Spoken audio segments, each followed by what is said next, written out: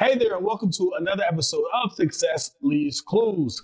For this episode, I have a good friend of mine. We go way back from when I first got here in Indianapolis.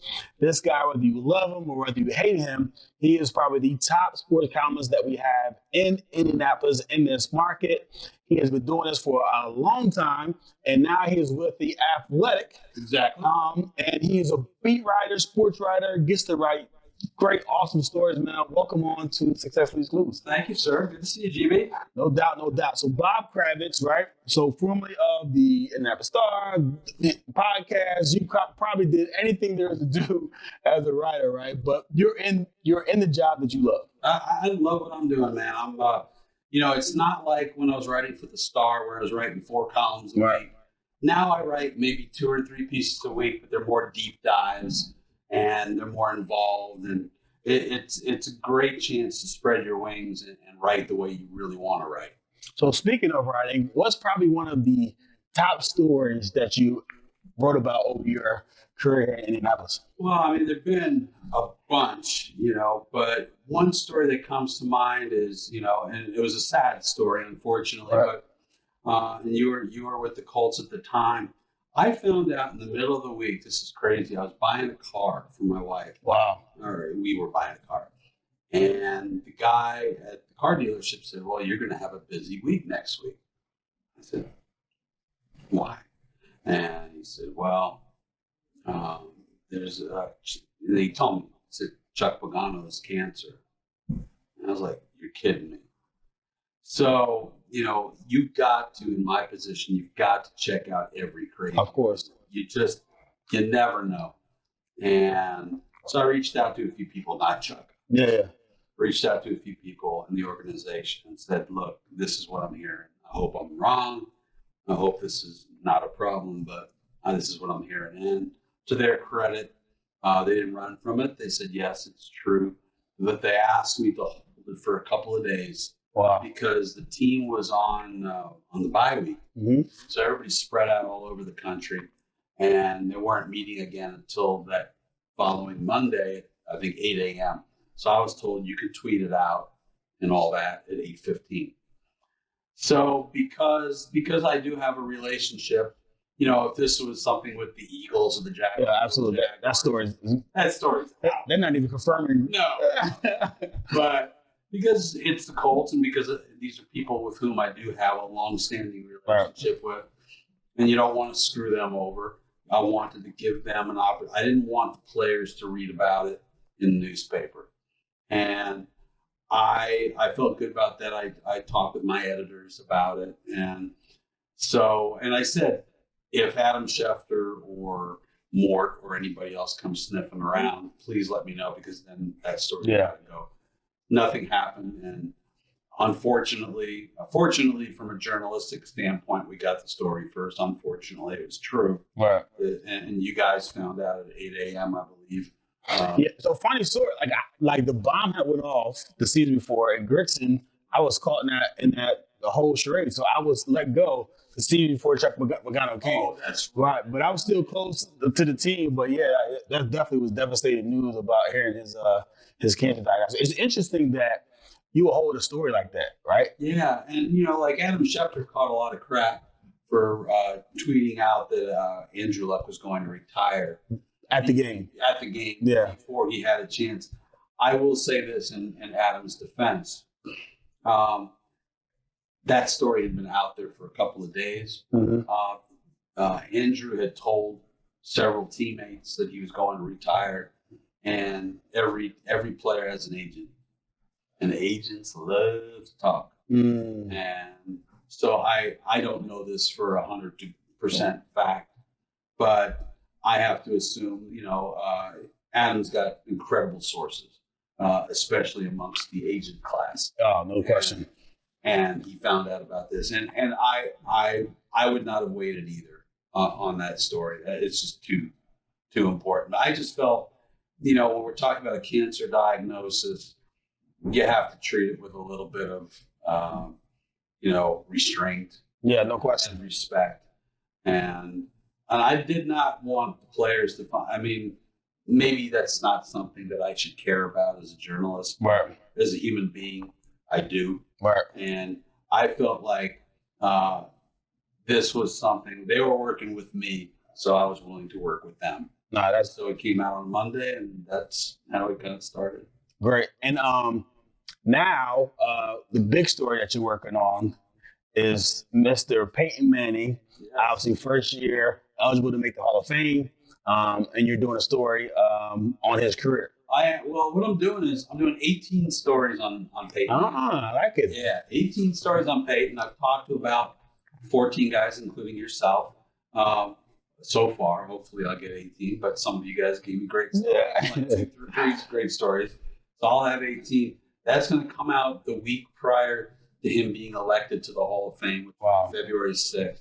And I hope people will read it and subscribe to The Athletic through that story. But his story, the stories of him as a prankster are absolutely hilarious. World class. I mean, the stuff that he's done to people. Yeah. I just feel fortunate in my life that the only time he got me was at the end of the season that he missed, 2011. Mm-hmm. I walked up to him. I think it was in Buffalo, and he goes, his last game, I don't remember who they played. And he says, "Hey, it's Andrew Luck's agent." And, it's like, because that whole season I had been writing about them letting him go. About them letting him go, which was very hard to do because I like him and respect him, to no end. But it just made sense to me that he was a guy whose arm was going to fall off. And they owed him, I don't know, $28-36 million or whatever.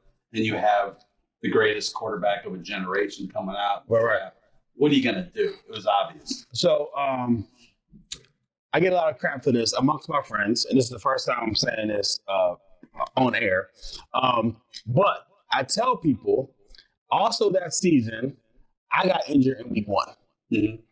And I tell them that if I had not got injured, we wouldn't have never got Andrew Luck. Probably not. So I'm just as responsible as Peyton, right? But I get no credit for it. Yeah, so all my guys are like, you weren't that good. I'm like, bro, there were games where I'm telling you, I wouldn't have called that play. I would have made that stop. But I get a lot of crap for that. But God bless him. But there's just so much you can do with Curtis Painter. There it is, man. But what do you think? GB at linebacker the whole season. Do we win more than one game? Do we have to get Robert Griffin or someone else in that draft class? Well, if they had gotten the second pick, Mercedes has told me they would have taken Robert Griffin. Oh. Yeah. He would have taken RG3. Right. Because there was no question that Luck was the guy. Yeah, no question. But, RG3 wasn't that far behind. Yeah, not at the time. But then it goes into development, the system that you're in, the coaches and the sports system. So who knows how things would have turned out. A lot of really good talents have gone to Washington. And all right, no doubt. So let's change gears one more time. It's funny. I come from Philly. And the sports writers are a little bit different there, right? They're brutal. Howard Purcell. They have people on suicide watch. Yeah, I know. Right? And I know because one of my best friends played in Philly, he ain't leave his house. So when I got here, I thought you were always entertaining, honest, fair, and just gave you a fair assessment on players. Well, thanks. I tried to. It's funny because I grew up in New York. Yeah. I used to read Dick Young and Mike Lupa and guys like that, and they were hardcore opinion guys. Right. They weren't necessarily clickbait guys, but they had a point of view. And those were the guys that I grew up reading. So I kind of brought some of that New York mentality to Indianapolis, which worked out fine for me. But at the same time, Indy is not a hardcore sports town. Not because the people don't try to be hardcore, but it's just a smaller number of people, And, in New York, you had 4 newspapers and you had all the newspapers in the surrounding areas. And, you go to a press conference and there'd be 40, 50, 60 people there. You go Pacers game, there's maybe 8 people. Right. So it's just a different dynamic is what I'm saying. But, I definitely came here with a New York mentality. I've had a little bit of that beaten out of me over time, but I still like the hardcore, guys and women who have a strong point of view. No, that's amazing. So, what year did you get here in Indianapolis? I got here in 2000. Okay. Yeah. So 2000. So Coach Dungy came what year? Shortly thereafter, let's see. So it'd have been 01, 02, I think that sounds right. Okay. Because, Jim Mora, who I love. Playoffs. Right. Jim Mora, he had a falling out with Bill Polian, as many of us have. And he wanted to fire Vic Fangio, if you remember. Defensive coordinator. And Jim, to his credit, refused to go along with that. He would not allow Polian to do it. And Polian said, well, you're out the door. But that's about when I came in. I remember that 41-0 game. Wow. In New York with the Jets and the playoffs. I remember watching that. Yeah, it was not pretty. Same sword out there, linebacker. That's right. That's right. Yeah. I remember that. So you've been here since year 2000. So what has been like the biggest story for you to write about? Like, what was been one that you like you stayed up all night, you had to write about it, you had to get it out? Well, there's been a lot of stories I've broken. I'll give you one example. It's not a huge story, but I found out during the week, it was during a bye week, that Coach Pagano had cancer. So I reached out to some people with the Colts and said, look, I hope to God this is wrong. But I said, I have to check everything. Because you never know. It's like we heard rumors that Andrew Luck had gotten hurt snowboarding. Yeah, sure. And none of us checked it because we thought it was so outrageous. Right. Well, we should have. Right. That's on us. But so I reached out to some people, and what I was told was, yes, that is the case. But they begged me not to write it until Monday at like 8:15 because the coaches wanted, the owner, Jimmy Irsay, wanted at 8 o'clock to meet with the team after the bye week, which I think you remember. Right. And tell the team, he wanted the team to know before they read it. Wow. And I just told my sources, I said, look, I'll be glad to hold it. It's hard. It's hard to hold that information, but I said, I will hold it for you guys. But if Adam Schefter or Mortensen or any of those other guys come sniffing around, you got to let me know. You got to do me a solid. Right. And thank God, it's a terrible, awful story. I wish I didn't have to write, but I remember calling my editor and saying, look, we got to have a whole package ready to go at 8:15. I will tweet it out at 8:15. I will have a story ready to go at 8:15. Right. We need to do a whole piece on the type of leukemia. We need to be completely ready. So that was big. I think the biggest story. But that's sorry to cut you off, but that's like professional courtesy. Professional courtesy. Yeah. I'm not sure so percentages. How many reporters like in this market holds that story till Monday 8:15?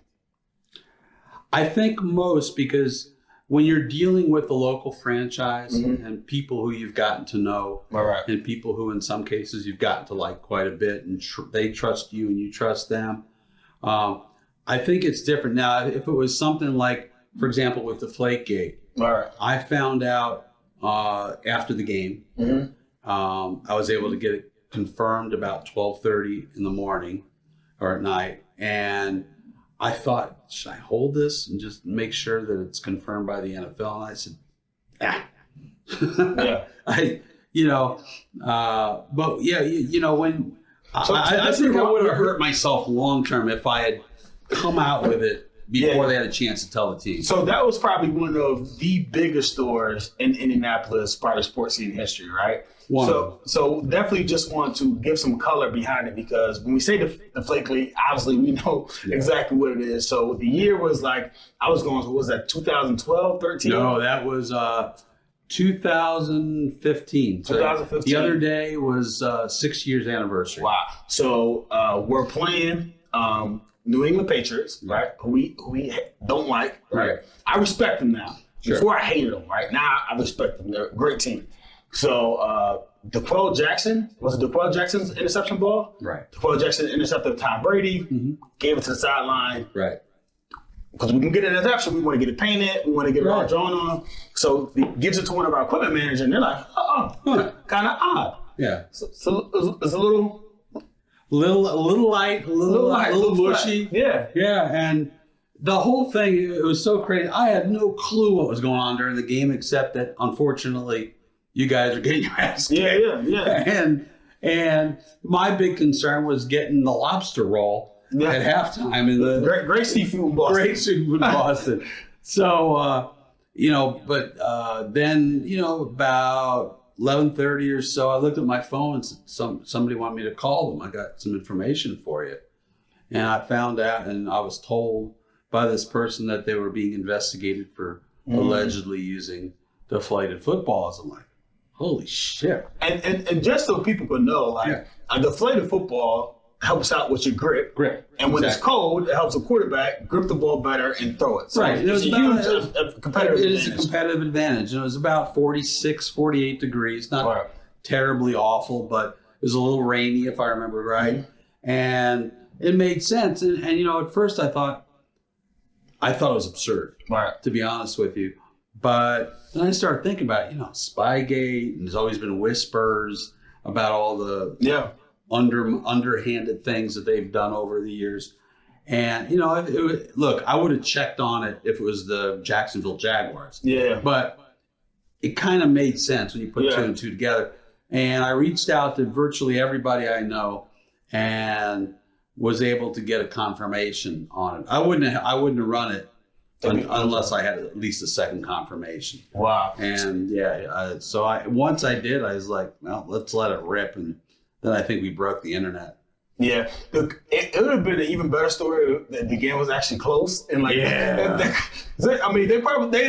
beat us. Oh, with a shuttlecock. With a badminton shuttlecock. So it was close. It'd have been very interesting well, a lot of people kept saying to me, Gary, like, well, it had nothing to do with the game. I was like, look, if you are a baseball player and you take steroids and you just suck and hit 257 with 3 home runs, it doesn't mean you didn't cheat. It just means that you didn't do a good enough job at cheating. Yeah, exactly. But so there's one thing in professional sports where you're going to take any competitive advantage you can take, right? And try to skirt by the rules. But obviously, they always take it to a step further and been busted by it. So very interesting. How do you feel about the Patriots? Like, what is your... I think Bill Belichick is the greatest coach who's ever lived. So do you think Bill Belichick or Tom Brady is responsible for their success? I think the equipment managers. Oh, no. Look, Brady. Look, look at what's going on right now. Look, they're both. They're the two primary reasons, obviously. Right. And Belichick is a fantastic coach. But look, I don't care how good your X's and O's are and your motivational speeches and all the other stuff. If you ain't got the quarterback, you ain't got nothing. Right. It's a lot of double negatives right there. Yeah. So playing them, I think why they were so good was because every game, I feel like they came out with a new deal. Yeah. And you can never, as a defense, typically there's tendencies. Right. All right. If the halfback is offset to the left and the tight end is in this position, 90% of the time they run this play. Right. Well, they would self-scout and know the stats, and then they would have it, and they run a totally different play. So after 3, your tendencies get busted. It's like, I got to play football. Yeah, I got no clue what they're going to do. So I think that was always interesting. They just did a great job of having smart guys and every game switching it up. Yeah, absolutely. And that was always the frustration, I think, for Peyton, because Peyton would study and study and study. Right. And then all those tendencies would go out the window, and then all of a sudden he didn't know what the hell to do. Right. So speaking of Peyton, this is his first time as a finalist, Hall of Fame. Think he'll make it? No brainer. He gets in, right? So what's your best Peyton Manning story? Oh my gosh. Well, I don't know if it's the best, but since he's retired, I reach out to him every once in a while on email, and a lot of times I get word from somebody that their father has pancreatic cancer and has a month to live, and they're huge Peyton fans. And is there any way we can get in touch with Peyton? So, you know, I have an agreement with him that I'll email him and say, hey, if somebody wants this, and if you want to do it, do it. If you don't, don't, you know. Right. And without fail, Gary, I'll get a call back from a family member saying Peyton Manning just called my father and talk to him about his cancer journey. I don't think people know how much stuff like that he does. He does. It's unbelievable. And I remember sending him an email and said, hey, man, I know I'm always asking for something and I don't feel comfortable with it, but, you know, you mean a lot to a lot of people. Right. You know, I'll just give you another little example. One day we're out at, maybe it was Rose Hallman, I don't remember, maybe it was Anderson, and he was signing autographs. And I noticed that his autograph is perfect. I mean, beautiful penmanship. So I just out of nowhere, I asked him about it. We end up spending 45 minutes talking about the importance of doing your signature correctly. And it's funny, I talked to Anthony Gonzalez about it the other day, and Gonzo said, I changed my John Hancock because Peyton told me to. Wow. Yeah. And I wish you had that conversation with me because my shit is awful. Did you at least put 58 on it? So I put 58 on it. All right, so people I just know. put a G in the front though. Just a G, yeah. Yeah, the lazy man's autograph. Nah, no question. I'm definitely looking out for him. Reggie Wayne, another finalist. Yes. What are your thoughts on Weeze getting in? Weezy. Second time in a row he's been a finalist. Obviously, definitely deserving of getting into the Hall of Fame. No doubt. I just don't think it's going to be this time. There's just a bunch of really great wide receivers like Torrey Holt who are stacked up and waiting. Yeah. And think about it. Marvin Harrison Had to wait. Marvin Harrison was second year, I think. Marvin. I think Reggie will have to wait a little longer than Marvin. I think he might be a third-year guy or a fourth-year guy, but I think he's going to get in. I don't know if you saw Mike Chappell's. No. Mike Chappell did a thing. He's introducing. Oh, I did not. Yeah, I watched a little bit of that. He basically said, okay, Peyton Manning, drop the mic. Wow. That was his presentation. That's funny. And then David Baker, who runs the Hall of Fame, says, anybody got any questions or concerns about Peyton Manning? Silence. And so that was pretty cool. That's funny. Mike's a good dude. Mike's a good man. I like Mike. Mike started out, he came over here on the Mayflower, I tell him. So the crazy thing about Reggie, so Reggie's one of my best friends. Yeah. So I'm selfish as hell, right? Want him to get in, him, Peyton, Edge, get it out the way. Let's go have an epic ass party. Oh, hell yeah. You know, but I think he definitely gets in. So what's interesting is like, it's all about statistics when you talk about the NFL and you look at regular season statistics, right? And Marvin Harrison and probably some of those guys have a little edge on Reggie. Yes. But when we're talking about the playoffs, he's incredible in the playoffs. He was so much better than Marvin in the playoffs. he may be like the number one receiver in terms of like playoff stats, in terms of his receptions, his yard. And it's crazy, like Wes Walker or somebody like that has is like close up there because he's been in the playoffs so much because he played with the Patriots. But Reg will definitely get in. I'll be sad if it's not this year. Just selfishly, I want to go see it. Yeah, I think it wouldn't be great. Well. Peyton from the throwing a Reggie, it would be awesome. But I don't see it happening this year. But it's funny. As you probably remember, the media would come in every day or most days. Fridays, a lot of guys didn't show up because we already had our stories. But we started going because it was Fridays with Reggie. Right. So we'd sit by his locker room and he'd moisturize and he'd change and he'd make a phone call and it was like, Reggie, I'm spending half my life watching you moisturize and it's starting to get on my nerves. Yeah. But he was always so good. He was always so funny. He'd tell us stories about it. I'm sure he's told you the story about the snake with who is the Reed? Ed Reed? Ed Reed. Yeah. Have you ever heard this story? No. So Ed Reed had to go out of town for a couple of days. They were living together. He had to watch the snake. He had to watch the snake. Yeah, I did. And he forgot to feed the snake. So he said, I called up Ed one day and said, hey, man, Lord did. he killed the snake. Every time they're on TV, they talk about that. I do remember that. Lord did, man. But it's crazy, man. Like what I miss most than anything in those relationships in the locker room, man. There is some solid dudes, right? Especially when I played that we had to interview, man. So definitely, man, just amazing to see how many of those guys want to be in the Hall of Fame. Yeah. How special those teams were. That's the thing. I got a book from Craig Kelly, who you remember. Mm-hmm. Yeah. He sent me his Peyton Manning book, and he wrote in the front. He said, "You and I had front row seats to greatness," and we really did. I wish to God you guys had won 2 Super Bowls. Oh yeah. Because I think back to that 2005 team. Yeah. You know, when you lost to Pittsburgh. That team, I mean, you were like number 2 in offense, number 2 in defense. That team, that was an incredible team. It's a classic story of players being overconfident. Early in the year, we whooped Pittsburgh. Killed them. I think it was Monday night, big game, flying all over the place. First play of the game, bomb tomorrow. Because everyone thought like, hey, this small coach defense, we're going to run all over Jerome Bettis, Hall of Famer. Right? They came out here and play action the hell out of us. Yes, they did. And I won't mention the safety's name, but he did not have a good afternoon. But we still had a chance to win at the end. Oh, my God. Right? Well, you talk about the end, and everybody gives Vanderjagt shit for missing that game. Right. Okay, fine. He's an easy target. But if you go back and watch the end of that game, Peyton had Edgerrin open in the flat. Mm-hmm. For a succession of 15 to 20 to 25-yard gains. Wow. And instead, he kept going downfield. And that set Vanderjagt up for, I think it was a 46. Yeah.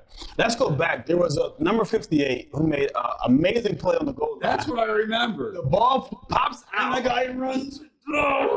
Near sideline. Near sideline, man. You're gone. Oh, you're my gone. God. The pain. The night before his wife. Oh, man. My God, poor Nick Harper. Yeah, I know. He'll never. Good dude. But to me, that was one of the most remarkable. I mean, you hit Bettis right on the ball. Bite the ball. Bite the ball. Yeah. And so that was like an old Coach Jando, Rutgers. Yeah. You know, when you make a tackle, bite the ball, put your face mask right there on the ball. It's illegal now. We don't teach that anymore. Exactly.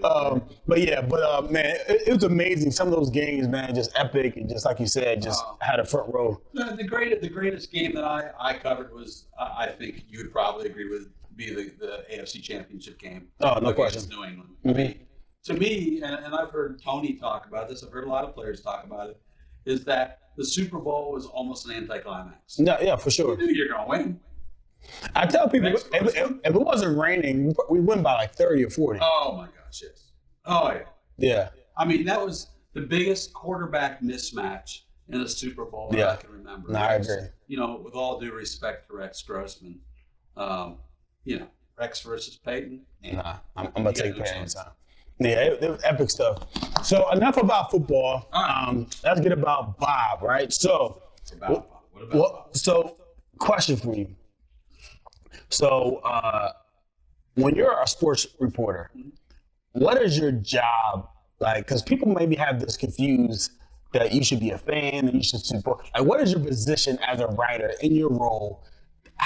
What is your job as you see it to communicate what you see from your world? Yeah, I mean, as a columnist, it's different. If you're a beat guy or a beat woman, you are covering the daily doings of a team. As a columnist, I'm basically telling people what I think. Right.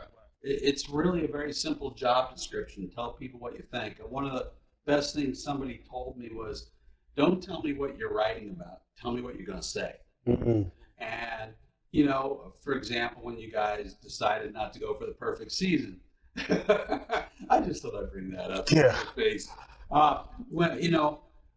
Everybody wants to know, or I would hope a lot of people want to know what I think about that. Right. So, that's what I'm writing about. I try to write about whatever, I wrote the other day for The Athletic, who are the best candidates to replace Phillip Rivers.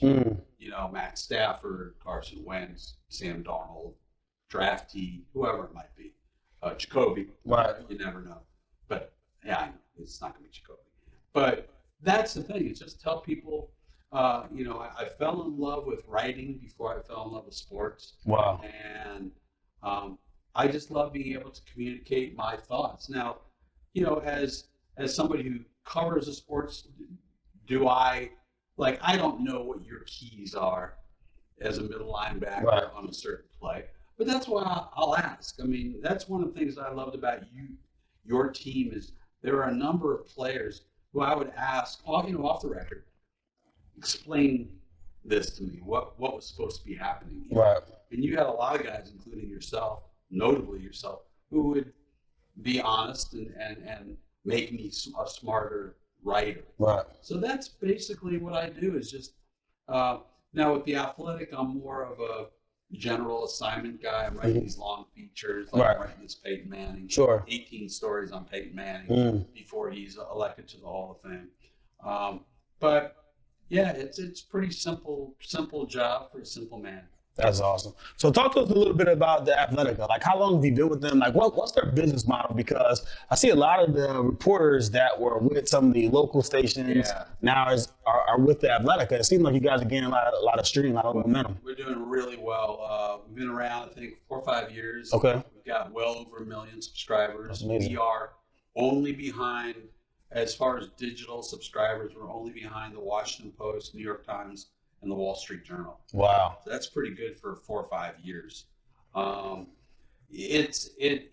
The business model is we are going to provide the best and the deepest sports writing you're going to find. Like we don't, if something happens, we're going to write about it immediately, quickly, but we're going to give you the story behind the story. Right. We're going to take our time and really do deep dives. And that's the kind of thing that I find interesting.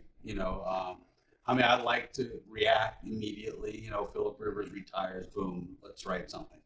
But they want us to go that next step. And the business model is all subscription. We do not take any ads. Wow. And we've made it work. Just by the quality of the work that's being done.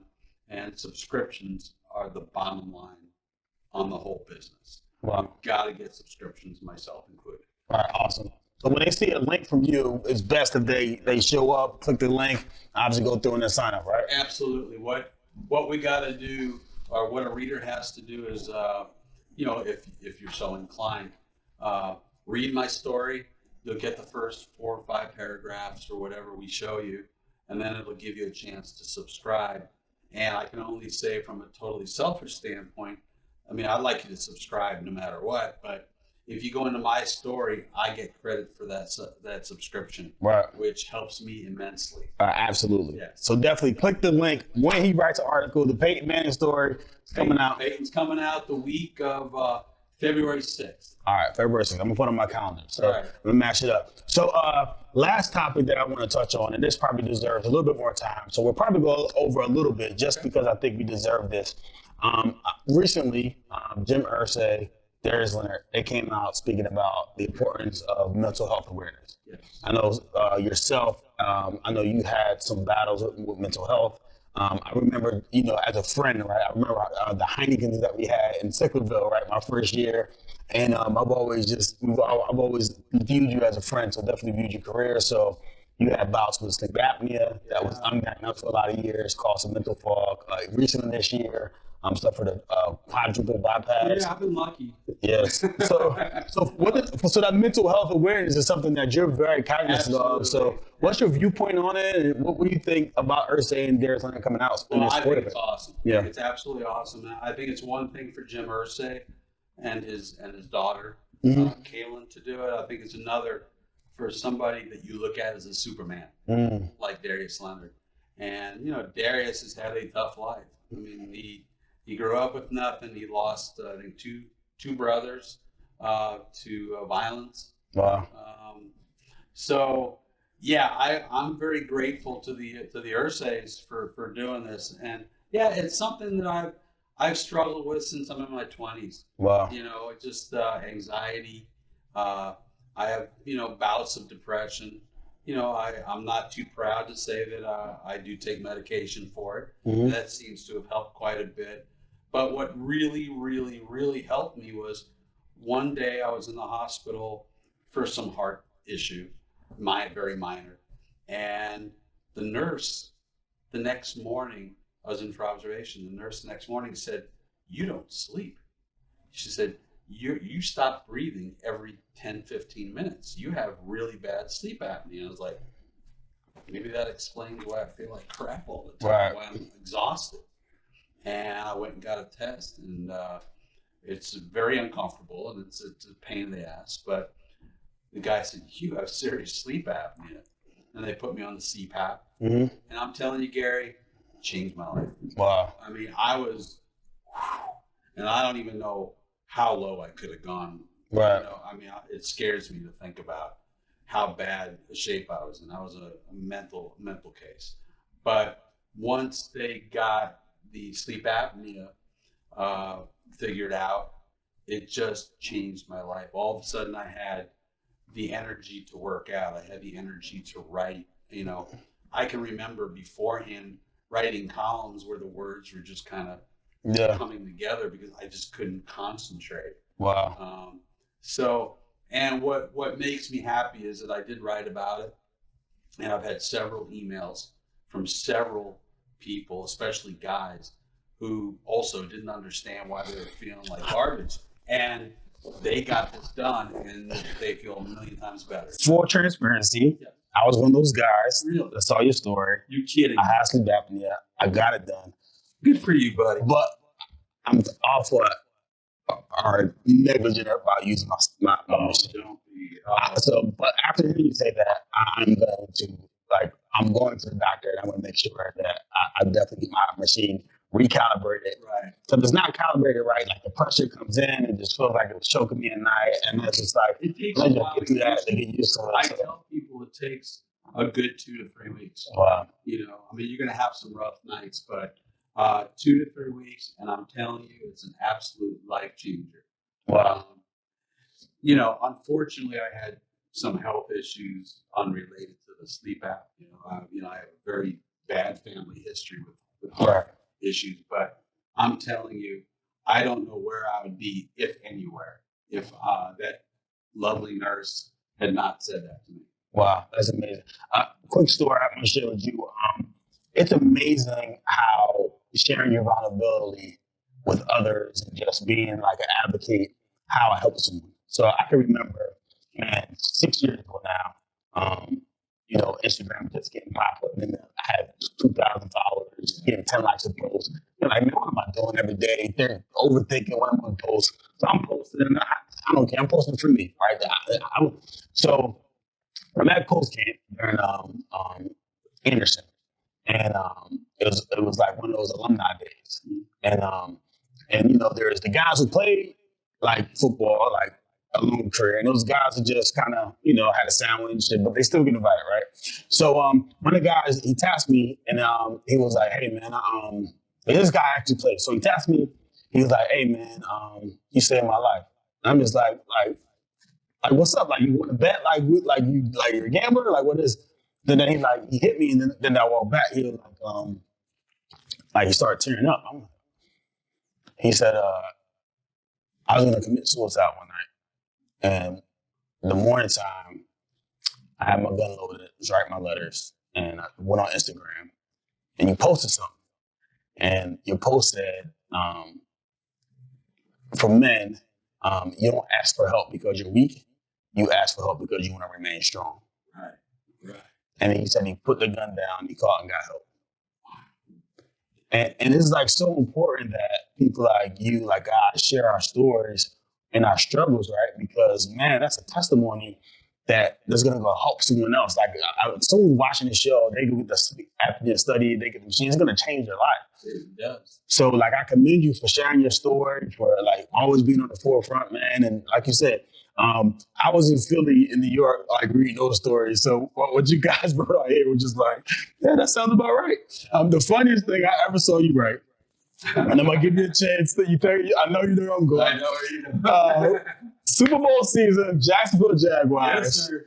Yeah, it was a rough game. That was a rough 375 yards on the ground. Yeah. First play of the game, I'm like, Kato June, I called the wrong close call. But at the end of the day, it's like, if I call the wrong close call, if y'all line up to what I say, then it doesn't matter. Like, we can make it right. But some players are like, no, it should be closed this way. And be like, well, I called it. So whatever. So we're in the wrong alignment defense. The fit was wrong. Fred Taylor, everything, he pulled his hand for an 80-yard run. Yeah. Then after that, Guys were getting hurt because they were running so much. So the funny, you said that the only reason Jacksonville didn't run for 600 yards because the end zone kept getting in the way. I had the biggest laugh because I was like, that is the truest shit that I've ever heard. Because there was told me a couple weeks later, he said, or after the Super Bowl, he said, you should get a Super Bowl ring. Bruh, you should. For that. Man. Did that made us laugh and it pissed us off. Oh, yeah. It was. And then the next week, I remember that Tony Kornheiser, who was doing Monday Night Football, who was a friend of mine, he quoted that quote in his opening. And you guys went out and absolutely stoned Cincinnati on a Monday night game. They took Gilbert Gardner out. They put Rob Morris, that's in. And Bob came back. Yeah. So Tony always said, well, we didn't change a thing. We didn't change. Nah, you did. Yeah. You did. Gilbert was out, Rob was in, and the enforcer was back. Another story on whether Bob is a Hall of Famer or not. Short career, but God, if the criteria is someone who changes the game, he should be on the list. But, well, hey, if Terrell Davis, who I covered, I saw him get hurt. If Terrell Davis can make it, maybe there's a spot for Bob, but I doubt it, unfortunately. But what a game changer. Guys did not want to run for fear of getting hit by that dude. I didn't want to tackle people. Like, I changed the way I tackled because of Bob and Mike Dawes. Because they would hit me. Yeah. So I was like, I'm going to go low. I'm getting out the way. Y'all can do whatever y'all want. So last question I asked all my guests this, man. This has been fantastic. But the name of the podcast is Success Leaves Clues. So, like, as a writer, as a human being, like, what has been some clues that you have seen in your life that kind of led to your success? So if you have one clue to kind of give someone, your 20-year-old self, like, what clue would you give him right now from the wisdom that you acquired over all these years? Not a lot of wisdom, Gary, but I would just say be relentless. Just be relentless and, blaze your own path. Like, don't write what everybody thinks you're going to write. Don't be predictable.